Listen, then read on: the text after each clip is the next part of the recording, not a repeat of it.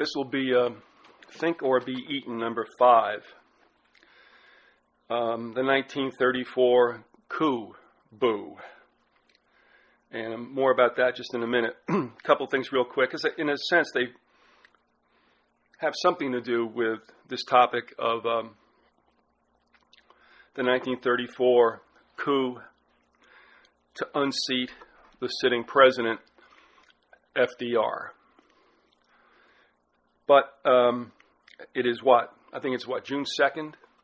I believe that's the day I'm doing this. Yeah, June 2nd. What happened to the swine flu? And what happened to North Korea? And I bring that up because in Iran, there's a little Iran thing going on, but not much. So what do they have us worried about today? I don't know. But there's something, I guess. I missed maybe hurricanes and, freaking everybody about that and how it's got to do with global warming, which it does not. And William Gray gave a very dynamic presentation a year ago that my wife's boss attended, in which we listened to on the stream and also played some of it back. He explained it all, but he said, the trouble with these people, meaning Gore and those types, he goes, they don't want to deal with science. Right? So anyway, the reason I bring that up is because newspapers, and this is going to be addressed in one of the 2 books I'm going to use to break down this 1934 coup and its principles, the most colorful of whom would be Smedley Butler. But by this time already, and I think I read part of this as well before from the Congressional Record, where the newspapers were already tied up at this time. So they were at the behest of the handlers. And in this case, Sutton comes down quite hard, and I believe Hans Schmidt does also, on the New York Times and some other papers, the Philadelphia Inquirer, for dropping complete coverage of the hearings about the coup. And so we see that today also in all media. Back then they had to deal with the newspapers, and by the 30s, obviously, they had radio, and, that fell under the aegis of the robber barons, most notably Rockefeller and Morgan. So that's what we're looking at. Also, at that time, there might have been a certain, I don't want to say sympathy for, perhaps interest in, the fascist movement in Europe. I guess most notably at that time would be Germany, Italy, and France, in that order. I don't know that Americans thought it that evil. Part of the pro-fascist faction in the United States at that time may have been because a certain segment of the population, and I would assume a large one, was pro-German. Not necessarily pro-Hitler, but pro-German and anti-Brit. I think that goes back even to the founding of this country. So there might have been a little bit more of an openness to not necessarily embrace fascism, but see it as a necessary neutralizer or antidote to communism. But to me, it's still both sides of the same coin. It's another Hegelian dialectic. And that brings me to this also. Given 1934 and the coup, and a certain element that was pro-German, and by extension, a certain percentage of that, and it may have been large, I don't know, was anti-Jewish. And they also equated Jews with communism. Now, I would ask you, if you get a chance, to go read John Carlson's book, Undercover, which you can read online.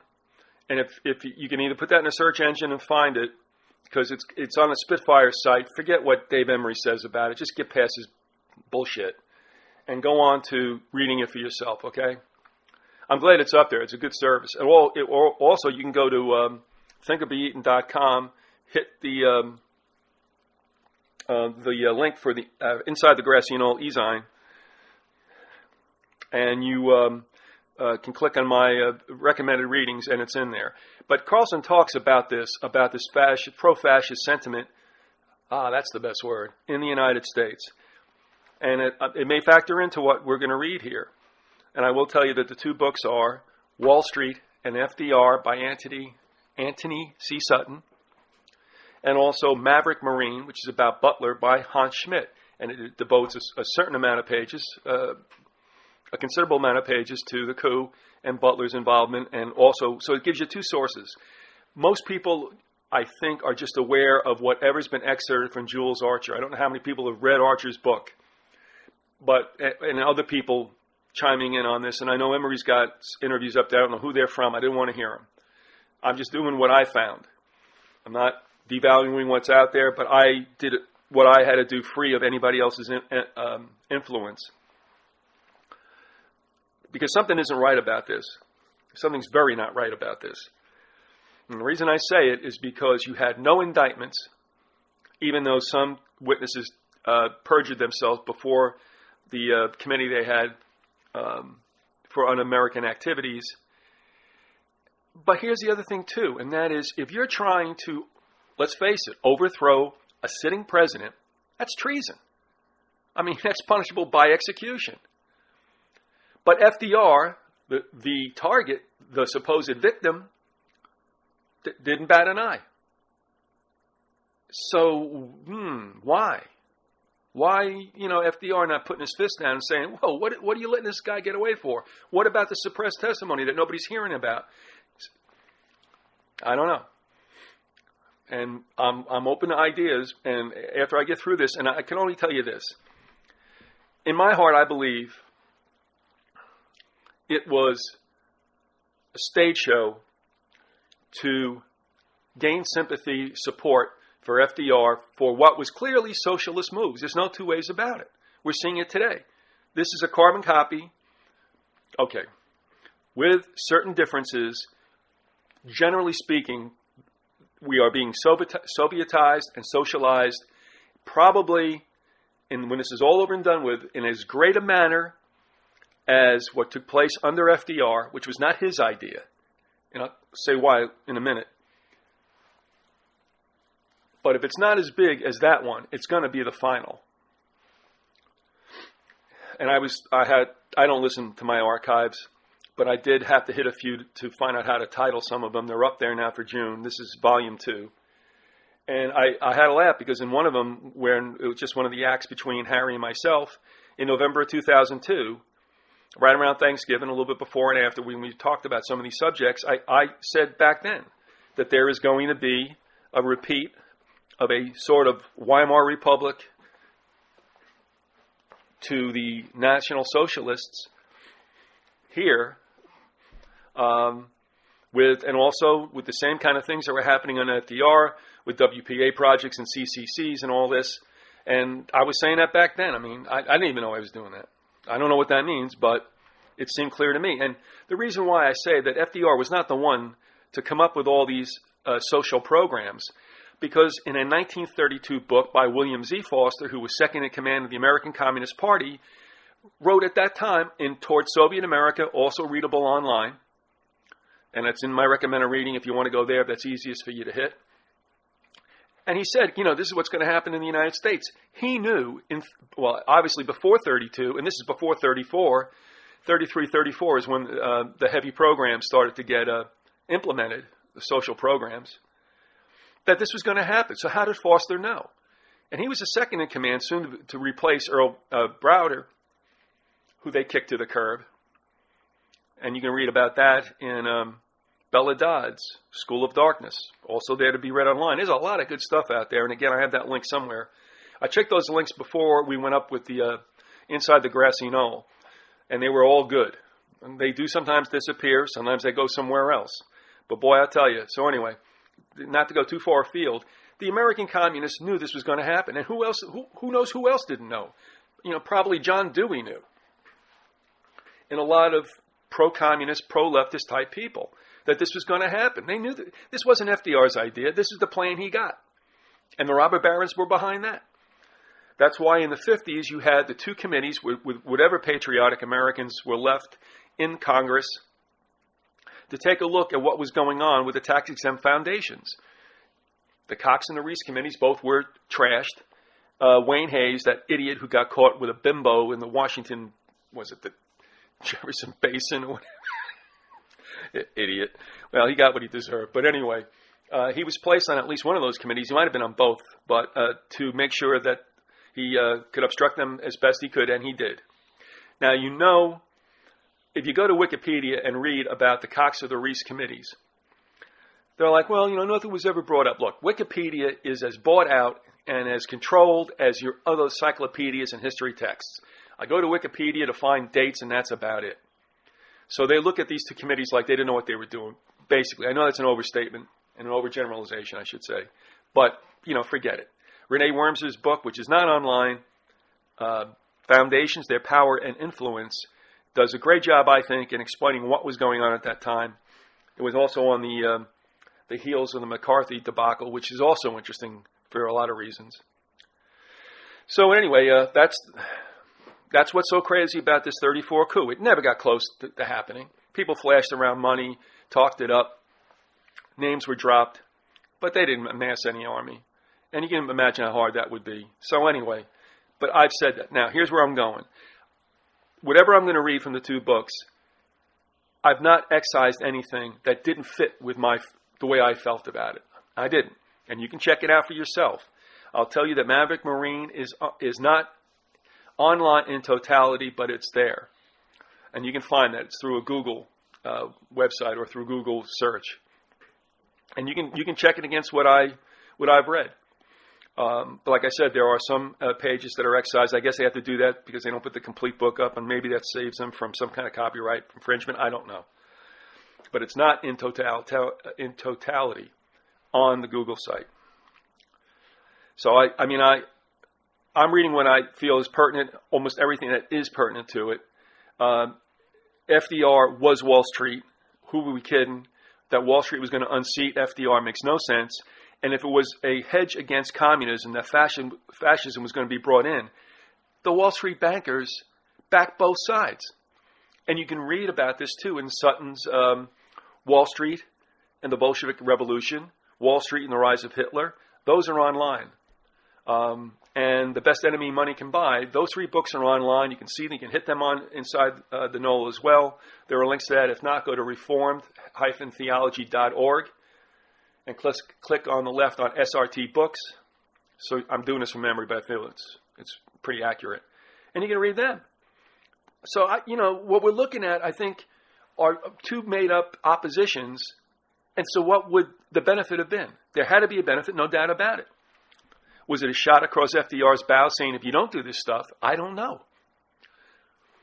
But clearly, nothing of substance was approached. And again, no indictments for treason. Amazing. No squeak or squeal or holler from FDR about this. Like, how come we're letting the perps go? No. But I will tell you this, and what's interesting is that when Roosevelt was originally elected in 1932, he kicked the crap out of Hoover. And then when he goes back for re-election in 36, really still not out of the Depression, climbing out a little bit, and there would be another hiccup called the 37 recession. And it's admitted that the only thing that got the United States out of the Depression was obviously tooling up for World War II.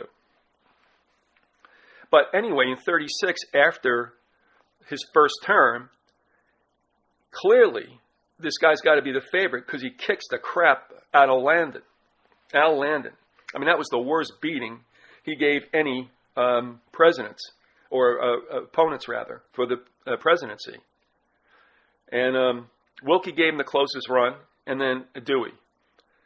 And then, of course, there's the famous Dewey-Truman election. That's another whole story. But anyway, so the country could not have been necessarily upset and may have even galvanized to Roosevelt because of the incident. I don't know. But, I mean, he just turns around and just whips the crap out of Landon. And, of course, the rest is history. He does win 4 elections. All right, so we're going to get into the nuts and bolts of this. And one last thing about this fascist movement. And again, Carlson's undercover is pretty good. You could call, because he looks at them as like super patriots. That can be a problem. And I think you see the same thing today. And that's why when I said, something, I'm not going to dwell on this, but there's a reason why Jones exponentially expanded his base. Not so much his support of listeners, which might have happened, I don't know. But all of a sudden, this one-man show or the two-person show with himself and his wife, all of a sudden just sprang out. And I'm wondering, how can one person do this? But anyway, I think there's a reason. And obviously, sometime before or right up to when he started to stump for Paul, because he's bringing everybody back into believing the government is sound, that we can have he's bringing you back into the matrix.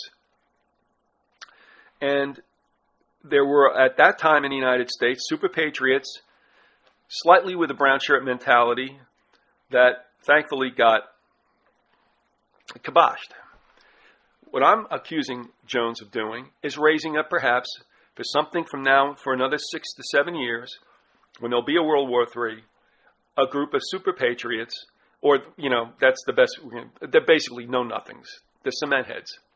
Because I have to laugh, I ping back through, refers to my server, which of course, people I know have been poking in around Vyzygoth.com. I don't care. I never took the infrastructure down, but I did take the audio off. So people are still going there as of June 1st, yesterday. But I pinged back to see where some people hit me from. And one of them was a Prison Planet forum. Well, I couldn't get into anything else there. I got in to find out that there was there, and I looked at some of the discussion room headings. One of them was enemies of the Constitution. Like report and identify them. And I'm laughing. I'm going, oh my God. Can you see where I'm going with this? Enemies of the Constitution. So we don't agree with the intent of the Constitution. We're what? Fifth columnists? What assholes. But this is what's being raised up. And if you ever read anything that some of his followers write, they misspell one-syllable words. And I don't mean, words that are where we get involved with homonyms. They cannot spell one-syllable words. So anyway, that's what I see happening now. I said it before and I'm saying it now. And there's a certain melding, like I said, of certain sectors. But what it comes down to is people who believe in the Constitution, think that we can vote in good government. And I wish it were so, and I wish it were so. I have no joy in saying this, but I knew something wasn't right, and I was at least intellectually, not astute, but had the integrity to say, look, let me check this out. And the reason why people don't have rights when they really push the middle to the pedal to the middle is that, I wish we did, but we don't. And anybody who's voted as long as I have, or voted half as long as I have, and stood back and said, you know what, what's really gotten better? I don't care my party's in, your party's in. There's something not right here. That's all. Just be honest with yourself. And these people aren't, because they can't. We've been through all that. They're scared. They are a herd mentality, and he's finding them. And if he ever got back for a certain reason, I'm assuming that might be it. Just like movements in the 40s and the 30s about which Carlson writes. And that's it. Now let's get into the good stuff.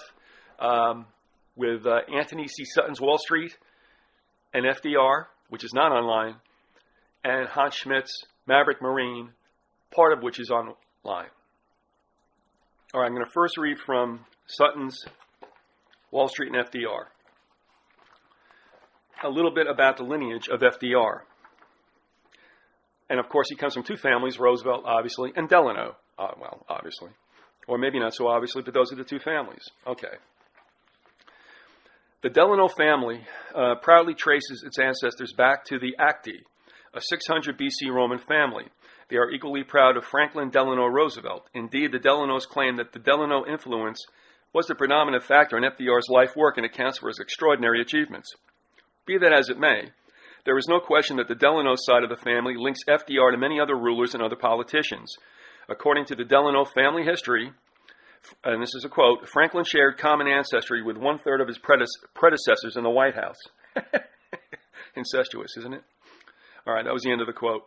The presidents linked to FDR on the Delano side are John Adams, James Madison, John Quincy Adams, William Henry Harrison, Zachary Taylor, Andrew Johnson, Ulysses S. Grant, Benjamin Harrison, and William Howard Taft.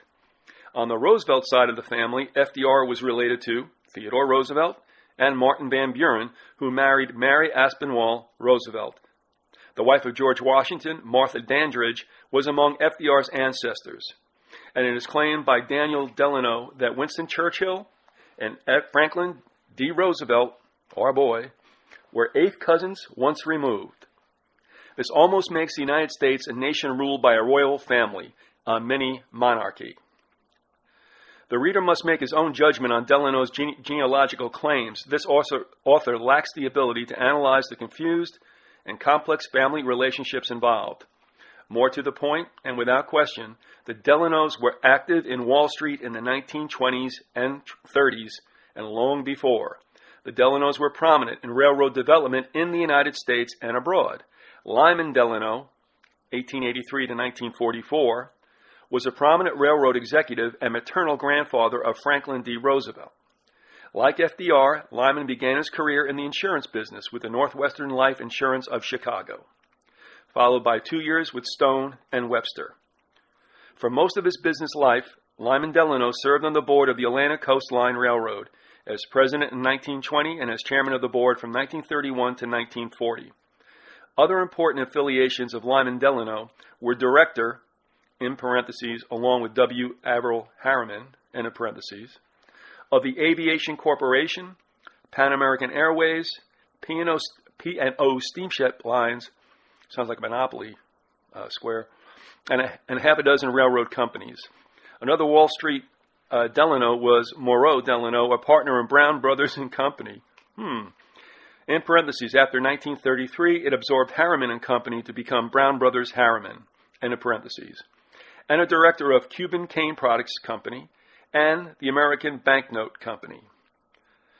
The really notable Delano on Wall Street was FDR's favorite uncle, this according to Elliott Roosevelt, Frederick Adrian Delano, 1863 to 1953, who started his career with the Chicago, Burlington, and Quincy Railroad and later assumed the presidency of the Wheeling and Lake Erie Railroad, the Wabash Railroad, and in 1913, the Chicago, Indianapolis, and Louisville Railway. Uncle Fred, in quotation marks, was consulted in 1921 at a critical point in FDR's infantile paralysis attack, quickly found Dr. Samuel A. Levine for an urgently needed diagnosis, and arranged for the special private train to transport FDR from Maine to New York as he began the long and arduous road to recovery. In 1914, Woodrow Wilson appointed Uncle Fred to be a member of the Federal Reserve Board.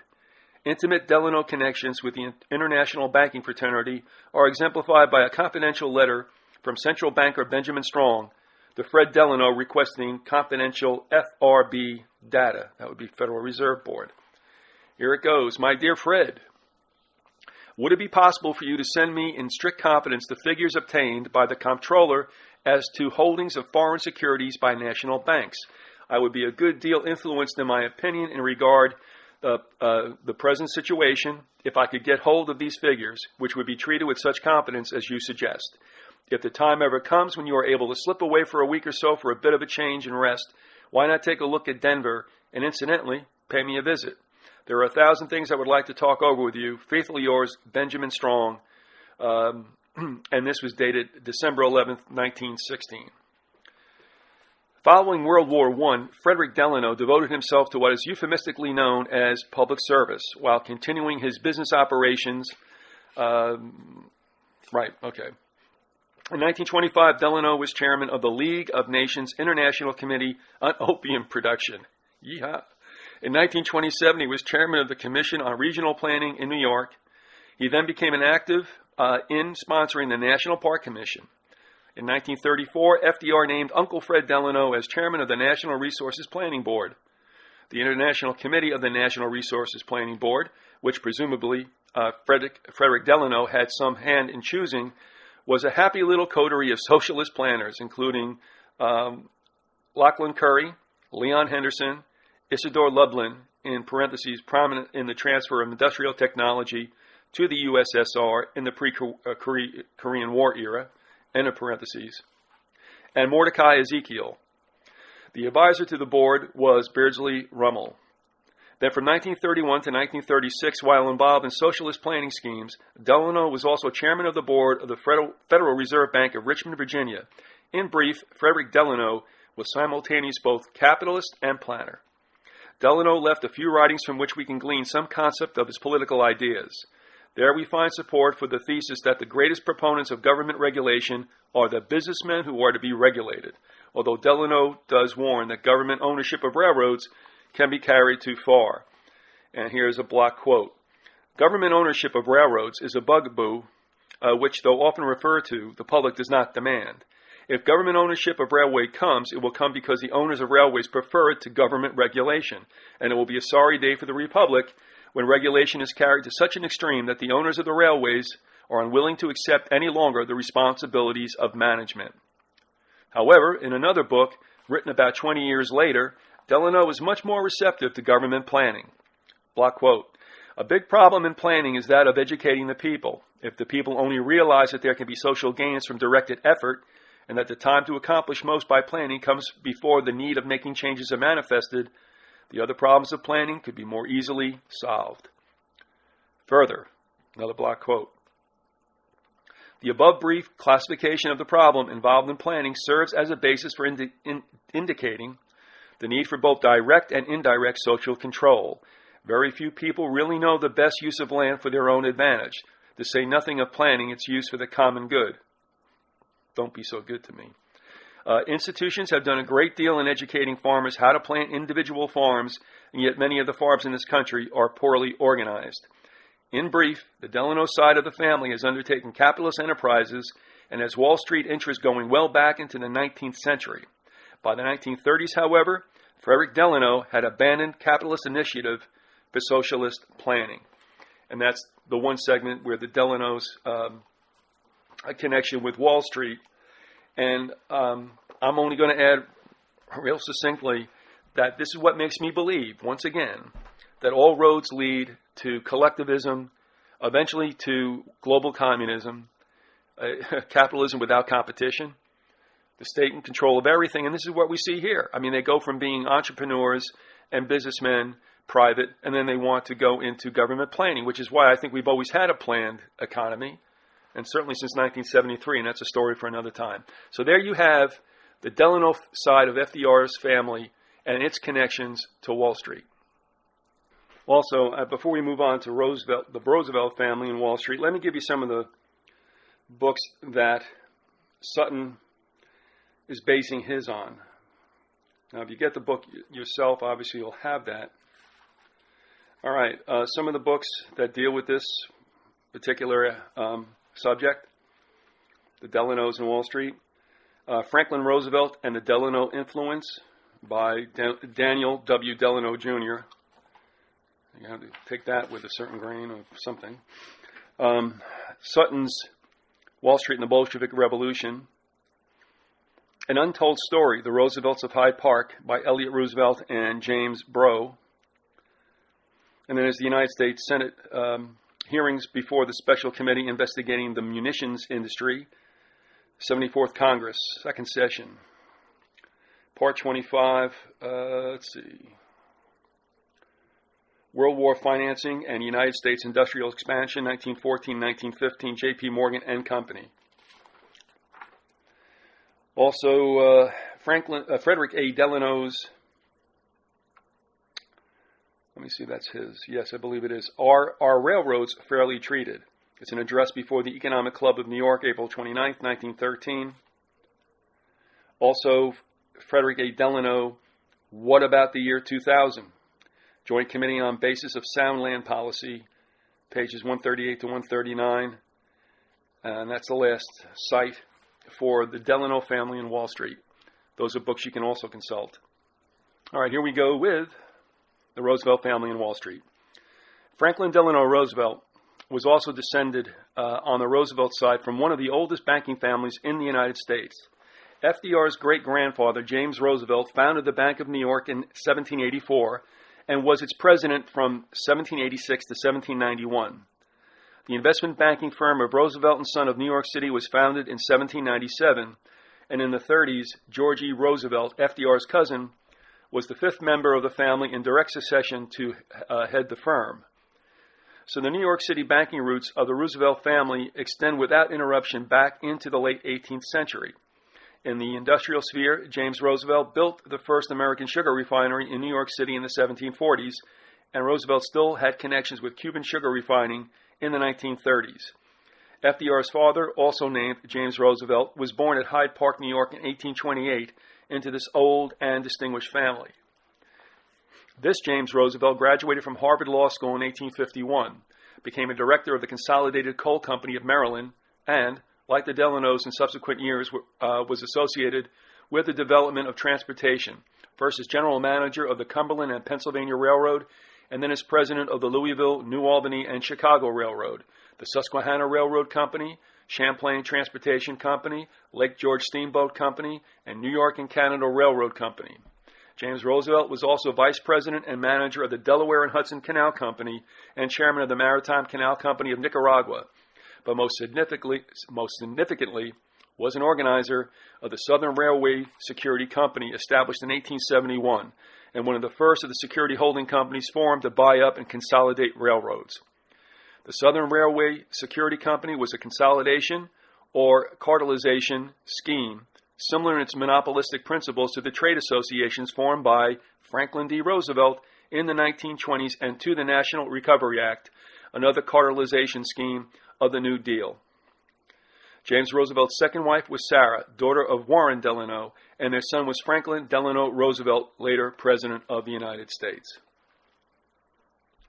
Franklin was educated at Groton and Harvard, then went on to Columbia Law School. According to his son Elliot, FDR, quote, never graduated or took a degree, but he was able to pass his New York State bar examination, end of quote.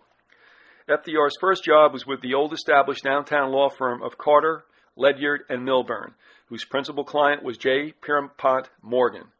And in 3 years, FDR worked his way up from minor legal research post to the firm's municipal court and admiralty divisions. Where have I heard admiralty? We should note in passing that when FDR first went to Washington, D.C. in 1916 to become Assistant Secretary of the Navy, it was Thomas W. Lamont, international banker and most influential of the Morgan partners, who leased the FDR home in New York. I'm going to assume that Lamont is the same Lamont family that I guess donated the money for the Lamont Geological Institute, I believe it is, where those of you who know about 9/11 and the spikes in the seismograph, it was that Lamont Institute where they were recorded. It is a place I passed by many times without giving much thought. It is just across the New Jersey border in New York, in what is Rockland County, and very near the Palisades. In fact, right on it. There were other Roosevelts on Wall Street. George Emlyn Roosevelt, 1887 and 1963, was a cousin of both Franklin and Theodore Roosevelt. In 1908, George Emlyn became a member of the family banking firm Roosevelt and Son. In January 1934, after passage of FDR's Banking Act of 1933, the firm was split into three individual units: Roosevelt and Son, with which George Roosevelt remained as a senior partner, Dick and Merle Smith, and Roosevelt and Weigold. George Emlyn Roosevelt was a leading railroad financier, involved in no fewer than 14 railroad reorganizations, as well as directorships in several important companies, including the Morgan-controlled Guarantee Trust Company, the Chemical Bank, and the Bank for Savings in New York. The full list of George Emlyn's directorships at 1930 requires 6 inches of small print in Poor's Directory of Directors. Another Morgan-associated Roosevelt was Theodore Roosevelt, 26th President of the United States and the grandson of Cornelius Roosevelt, one of the founders of the Chemical National Bank. Like Clinton Roosevelt, whom we shall discuss later, Theodore served as a New York State Assemblyman from 1882 to 1884. He was appointed a member of the U.S. Civil Service Commission in 1889, Police Commissioner of New York City in 1895, and Assistant Secretary of the Navy in 1897, and was elected Vice President in 1900 to become President of the United States upon the assassination of President McKinley in 1901. Theodore Roosevelt was re-elected president in 1904 to become founder of the Progressive Party backed by J.P. Morgan money and influence, and so launched the United States on the road to the welfare state. The longest section of the platform of the Progressive Party was that devoted to, quote, business, unquote, and reads in part, this is a block quote, "We therefore demand a strong national regulation of interstate corporations. The corporation is an essential part of modern business. The concentration of modern business in some degree is both inevitable and necessary for national and international business efficiency. The only real significant difference between this statement backed by Morgan money and the Marxian analysis is that Karl Marx thought of concentration of big business as inevitable rather than necessary. Yet Roosevelt's Progressive Party, plugging for business regulation, was financed by Wall Street, including the Morgan-controlled International Harvester Corporation and J.P. Morgan Partners. In Kolko's words, this is a block quote, and this is from Gabriel Kolko, The Triumph of Conservatism. Let's see. Okay, 1963. And it's from page 202. So this is Gabriel Kolko. In his words, and it's a block quote, "The party's financial records for 1912 list C.K. McCormick, Mr. and Mrs. Medill McCormick, Mrs. Catherine McCormick, Mrs. A.A. McCormick, Fred S. Oliver, and James H. Pierce. The largest donations of the Progressives, however, came from the Munseys, Perkins, the Willard Straits of the Morgan Company, Douglas Robinson, W.E. Roosevelt, and Thomas Plant." Moving on, there is, of course, a long Roosevelt political tradition centered on the state of New York and the federal government in Washington that parallels this Wall Street tradition. Nicholas Roosevelt, 1658 to 1742, was, in 1700, a member of the New York State Assembly. Isaac Roosevelt, 1726 to 1794, was a member of the New York Provincial Congress. James I. Roosevelt, 1795 to 1875, was a member of the New York State Assembly in 1835 and 1840, and a member of the U.S. House of Representatives between 1841 and 1843. Clinton Roosevelt, 1804 to 1898, the author of an 1841 economic program remarkably similar to Franklin Roosevelt's New Deal, was a member of the New York State Assembly in 1835. Robert Barnwell Roosevelt, 1829 to 1906, was a member of the U.S. House of Representatives in 1871 to 73, and U.S. Minister to Holland, 1888 to 1890. Then, of course, as we have noted, there was President Theodore Roosevelt. Franklin continued the Theodore Roosevelt political tradition as a New York State Senator, 1910 to 1913, Assistant Secretary of the Navy, 1930 to 1920, Governor of the State of New York, 1928 to 1930, and then President, 1933 to 1945. While FDR was in office, other Roosevelts assumed minor offices.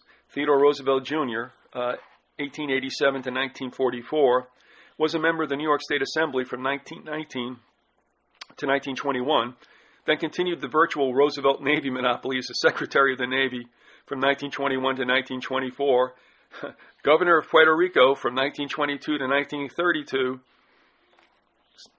thinking about the IRS and where was it formed, and Governor General of Philippines from 1932 to 1933.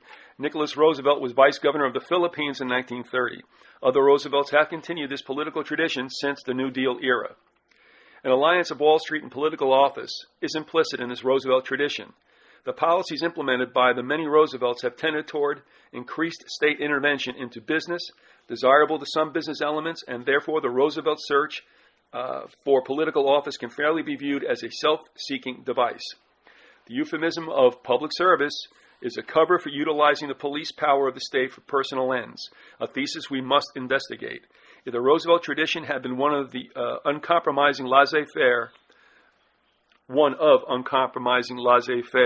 of getting the state out of business rather than encouraging intervention into economic activities, then our assessment would necessarily be quite different.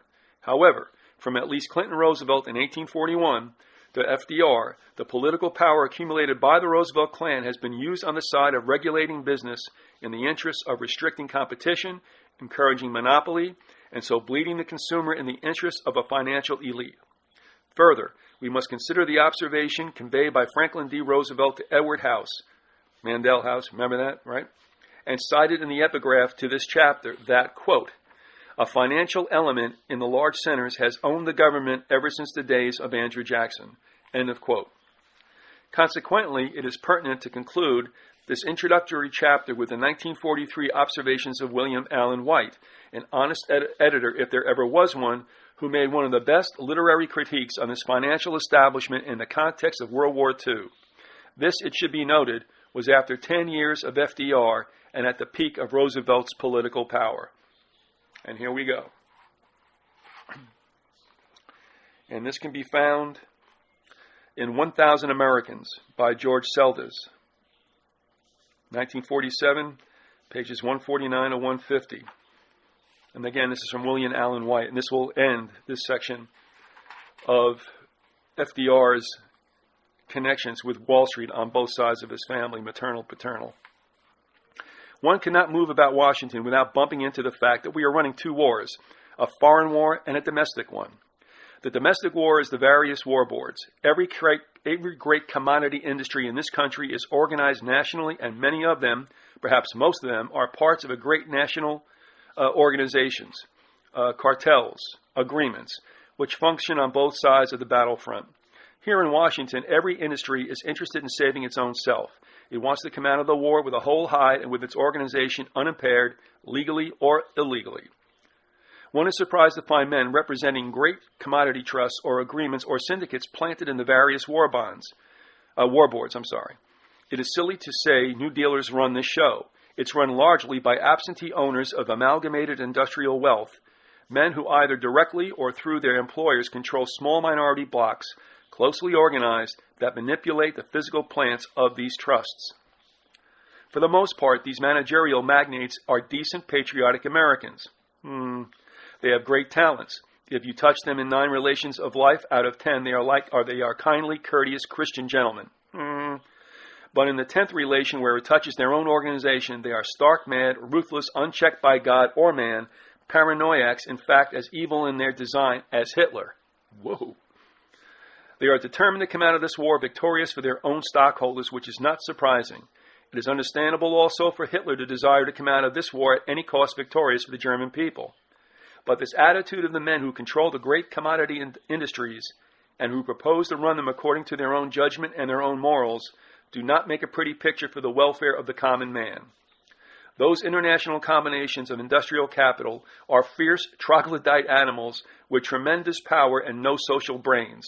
They hover like an old Silurian reptile about our decent, more or less Christian civilization, like great dragons in this modern day when dragons are supposed to be dead. Whoa! Wow. All right. That ends that section. Books for you. We mentioned R.R. Railroads. We already did that. All right. Yeah, okay. Once again, The Untold Story by Elliot Roosevelt. Bolshevik Revolution by Sutton, Wall Street End. And that does it for his sites. The rest I gave to you during that. I'll end this first part with the last of the setup about the relationship between Wall Street and FDR, which then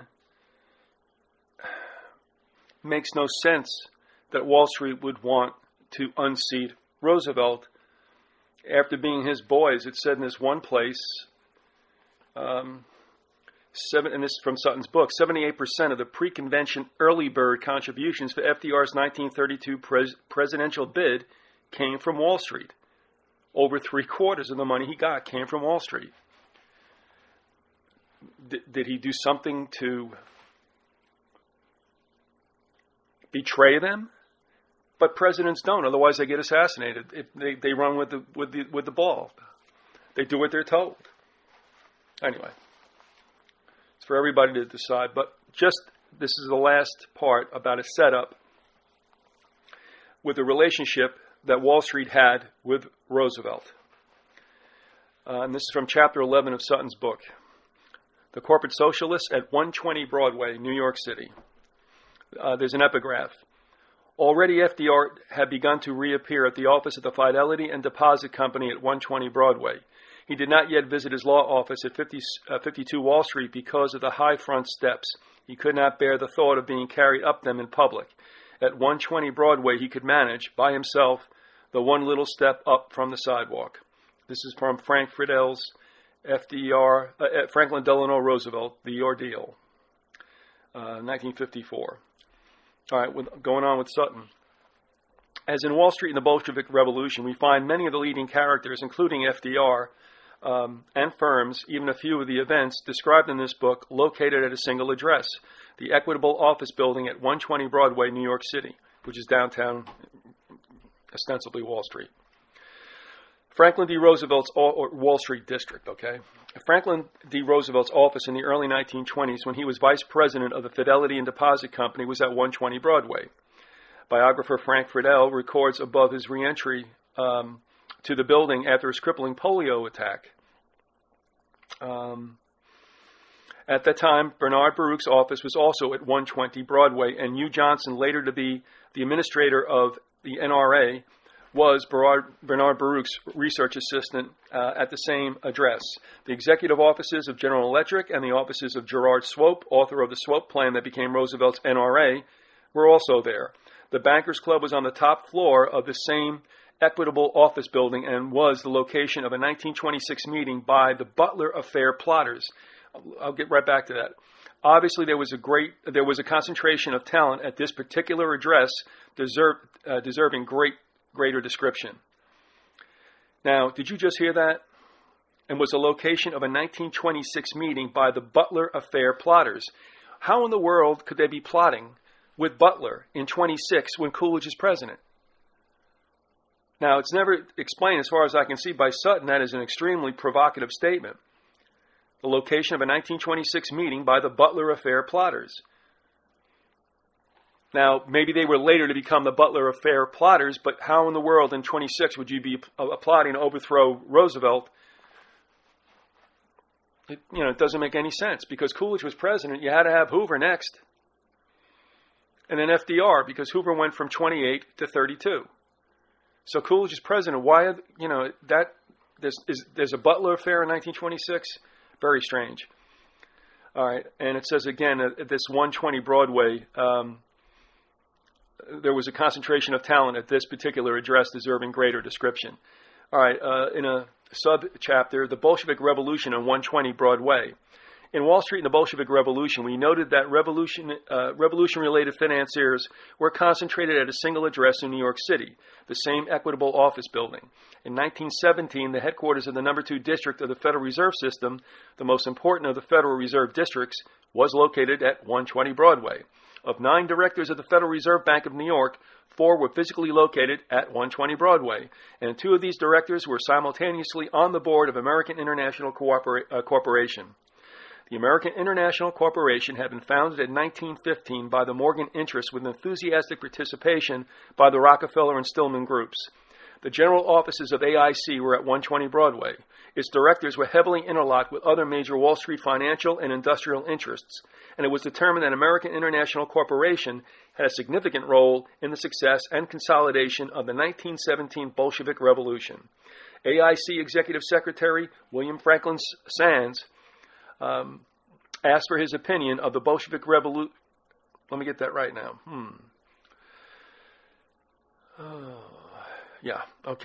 William Franklin Sands asked for his opinion of the Bolshevik Revolution by the State Department within a few weeks of the outbreak in November 1917, and in parentheses, long before even a fraction of Russia came under Soviet control, and in parentheses.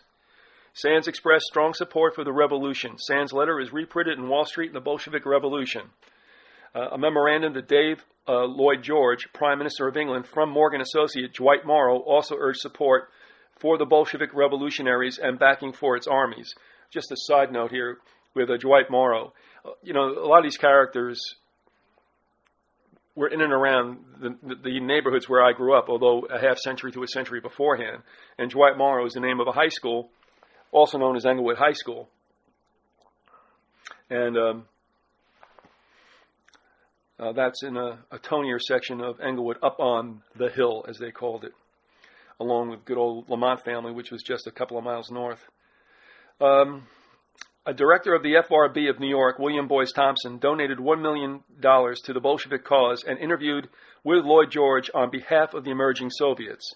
In brief, we found an identifiable pattern of pro-Bolshevik activity by influential members of Wall Street concentrated in the Federal Reserve Bank of New York and the American International Corporation, both at 120 Broadway. By 1933, the bank had moved to Liberty Street. Another subhead, the Federal Reserve Bank of New York and 120 Broadway. The names of individual FRB directors changed between 1917 and the 1930s. But it was determined that, although the FRB had moved, four FRB directors still had offices at this address in the New Deal period, as shown in the following table. And I'll just give their names. It's in a table. It says Directors of Federal Reserve Bank of New York in the New Deal period. Names Charles E. Mitchell, Albert H. Wiggin, Clarence M. Woolley, Owen D. Young. And persons and firms located also at 120 Broadway were Franklin Delano Roosevelt, Bernard Baruch, Gerard Swope, Owen D. Young, one of the FRB obvious directors. And on 42 Broadway, a stone's throw away, was Herbert Hoover. Others, American International Corp. It really doesn't matter with some of these. I mean, some of the ones you're going to know, like General Electric, Armour and Company. That's OUR. I'm wondering if that's the food manufacturer, gone the way of nickel candy. Also, a character you're going to hear about later, Grayson M.P. Murphy at 52 Broadway. And Jackson Martindale, you'll hear from later, John D. Rockefeller Jr., Percy A. Rockefeller, and Robert S. Clark. And then there's a map that shows you where they're all at within just a couple of blocks. And down in Wall Street District, the blocks are very short. American International Corporation and 120 Broadway. The American International Corporation was formed in 1915 by a coalition of Morgan, Stillman, and Rockefeller interests. Its general offices were at 120 Broadway from 1915 through the 1920s. The great excitement on Wall Street about formation of AIC brought about a concentration of the most powerful financial elements on its board of directors. In effect, a monopoly organization for overseas development and exploitation. Of 9 directors on the board in 1930, 5 were on the AIC board in 1917 at the time of the Bolshevik Revolution. Matthew C. Brush, President and Chairman of the Executive Committee of AIC, and Director of the Empire Trust Company. Pierre S. DuPont, member of the DuPont family and a Director of the Bankers Trust Company. Percy A. Rockefeller of the Rockefeller family and Director of National City Bank. Albert H. Wiggin, Director of the Federal Reserve Bank of New York and the Rockefeller Chase National Bank, and Beekman Winthrop of the Warburg's International Banking Corporation and National City Bank. Several prominent financiers joined the board of AIC during the 1920s, including Frank Ashton, Halstead G. Freeman of the Chase National Bank, Arthur Lehman of Lehman Brothers and the Manufacturers Trust Company and Lehman College, and John J. Raskow, Vice President of DuPont and Director of General Motors and the Bankers Trust Company. Now remember also, and I'll get that link up, although if you check around Vyzygoth.com, you can find it. That magazine article in 1976 that came out with newly released information that showed both DuPont and General Motors helped tool Hitler for World War II. So you got the characters on both sides of fascism and Wall Street. That's why I'm saying I believe it's a Hegelian dialectic, but let me go on.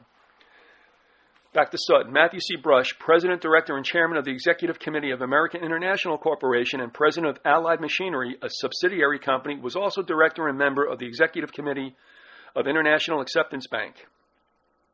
Director and member of the Executive Committee of Barnsdall Corporation, Director of Empire Trust Company, and Equitable Office Corporation, Director of Georgian Manganese Company, and Director and member of the Executive Committee of the Remington Arms Company, identified by General Butler in the last chapter. We'll get to that later. Matthew C. Brush was indeed in the vanguard of Wall Street. Yeah, because it was Remington Arms that was going to supply, I think it supplied money and was going to supply the arms supposedly for this 500,000-man army that was going to lead the coup, which, of course, not one person was ever outfitted. Brush's political contributions, unlike those of other AIC directors, were apparently limited to $5,000 to the campaign of Herbert Hoover in 1928. Brush was director of International Acceptance Bank, which profited from the inflation in the 1920s, as well as a director of Remington Arms. and in parentheses, a suppressed name in the Butler affair, and in parentheses, while serving as president of American International, but appears to have been on the fringes of the occurrences explored in this book. On the other hand, 4 directors of American International have been identified as substantial financial supporters of Franklin D. Roosevelt: Frank Ashdoll, Pierre S. DuPont, Arthur Lehman, and John J. Raskob between 1928 and 1932. The Lehman family and John J. Raskob were, as we have seen, at the very heart of Roosevelt's support. It is significant that AIC, the key vehicle for American participation in the American Revolution, should also be unearthed, even in an incidental form, in a study of the Roosevelt era. Franklin D. Roosevelt and 120 Broadway. We have noted that FDR's preferred office, he had 2 in the early 20s, was the one at 120 Broadway. FDR's Georgia Warm Springs Foundation Incorporated was formed as a Delaware company in July 1926 with offices at 120 Broadway and remained at that address at least through 1936. Remember that Delaware corporations have certain tax advantages. So you can live anywhere and you can create a company in a Delaware corporation. The 1934 annual report for Georgia Warm Springs Foundation shows that its president was listed as Franklin D. Roosevelt, the White House, Washington, D.C., with the head office of the foundation shown at 120 Broadway. The vice president and assistant secretary was Raymond H. Taylor, with secretary-treasurer Basil O'Connor, both shown at 120 Broadway. Basil O'Connor was a close associate and business partner of Franklin D. Roosevelt. Born in 1892, O'Connor received his law degree from Harvard in 1915 and then joined the New York law firm of Cravath and Henderson for 1 year, leaving to work with Streeter and Holmes in Boston for 3 years. In 1919, Basil O'Connor established a law practice in New York under his own name. In 1925, the firm of Roosevelt and O'Connor was created, lasting until FDR's inauguration in 1933. After 1934, O'Connor was senior partner in O'Connor and Farber, and in 1944 succeeded Norman H. Davis as chairman of the American Red Cross. O'Connor was a director of several companies. In the 1920s, of New England Fuel Oil Corporation. In the 1940s, of the American Reserve Insurance Company and the West Indies Sugar Corporation. From 1928 until his death, he was responsible for administration of the Georgia Warm Springs Foundation. The Roosevelt New Deal was a goldmine to some of FDR's associates, including Basil O'Connor. Globe and Rutgers was an insurance company recapitalized with government funds, and the reorganization proved a rich source of fees for attorneys handling the liquidation and reorganization. Of these attorneys, President Roosevelt's former firm of O'Connor and Farber demanded the largest single fee until Jesse Jones of the Reconstruction Finance Corporation cut it down. Here is a letter Jesse Jones wrote to Earl Bailey of J&W Seligman and Company about these fees. October 6, 1934. Dear Dr. Bailey, our board is unwilling to invest in our or lend upon stock in an insurance company, if indeed we have the right to do so, that contemplates paying such lawyers' fees, reorganization, or otherwise, as is proposed in the case of Globe and Rutgers, which we understand from the information to be, and it rattles off what they get: 200,000, 165,000, 95,000, 50,000, 37,500, 35, 25, 12, all to firms. It says, or a total of $619,500. $619,500.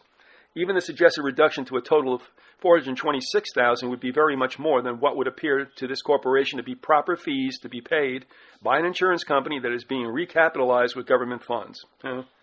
Under court orders, Mr. O'Connor's firm was paid $100,000 in 1934 and $35,000 more the following year. All right, finally, the conclusions about 120 Broadway. And this will wrap it up, the first part.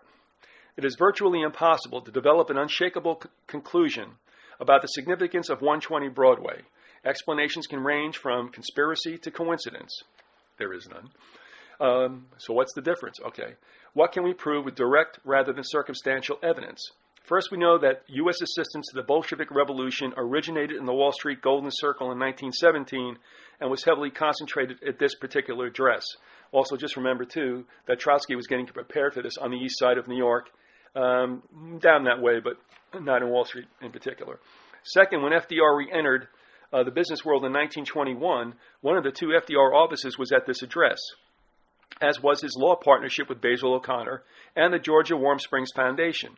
Third, Bernard Baruch and his assistant Hugh Johnson, later part of the planning and administration of the National Industrial Recovery Act, were in the same building. NRA, National Recovery Act, or administration rather, was a logical sequel to the trade associations of the 1920s, and FDR had a prominent role, along with Herbert Hoover, in the implementation of trade association agreements in the 1920s. Fourth, there was an association between General Electric and the Bolshevik Revolution, at least in building up the early Soviet Union. Executive offices of GE were at this address and were those of Gerard Swope, the president of GE, who authorized the Swope Plan. Finally, the bizarre Butler affair had a few links with 120 Broadway. For example, this was DuPont's New York address, although Remington Arms was at Rockefeller headquarters, 25 Broadway. Most of the plotters had other addresses, but still all within the Golden Circle. And when they say plotters, this is the coup we're talking about. Nothing is proven by a common geographical location. While 120 Broadway was a massive building, it was by no means the largest in New York City. But how does one explain the concentration of so many links to so many important historical events at one address? One could argue that birds of a feather flock together. On the other hand, it is more plausible that these Wall Streeters were following the maxim laid down by Frederick Howe and found it more convenient, or perhaps more efficient for their purposes, to be at a single address. The point to hold in mind is that no other such geographical concentration exists, and if we ignore the persons and firms at 120 Broadway, there is no case for any relationship between these historical events and Wall Street, which incidentally is also an excellent reason for retaining one's perspective in accepting the fact that we are discussing a small fraction of the banking community, a fraction that has in effect betrayed the financial center of a free economy, and betrayed much more than that. For those of you who are interested, some references that come out of this particular chapter about the corporate socialists in 120 Broadway would be Sutton's Bolshevik Revolution, his Western technology and Soviet economic development. Others will be, House of Representatives, investigation of Nazi propaganda activities and investigation of certain other propaganda activities. Hearings number 73D, blah, blah, blah. It's not going to help you out too much. Also, the United States Senate, digest of data from the files of a special committee to investigate lobbying activities, 74th Congress, second session, part 1. That worked out, didn't it? 1936. And Jesse H. Jones, this is the guy who complained about the fees being paid to law firms. This was found in the book, $50 Billion. That's by Jesse H. Jones. And just one other thing. Just if you can think back to when we were reading about the two bloodlines of Federal D. Roosevelt, that's really accurate, of FDR, in some of these quotes from Frederick Delano about government ownership, but what it states here is a big problem in planning is that of educating the people. I mean, there's an elitist tone there that also goes along with a collectivist, socialist, communist, totalitarian mindset. A big problem in planning is that of educating the people. If the public only realized, blah, blah, blah. And then also, very few people really know the best use of land for their own advantage, to say nothing of planning its use for the common good. Well, you got it right all there, don't you? As far as collectivism, you don't know the best use for your land, to say nothing of planning its use for the common good. And what would that be? Also, lastly, this little other thing from, where does this statement come from?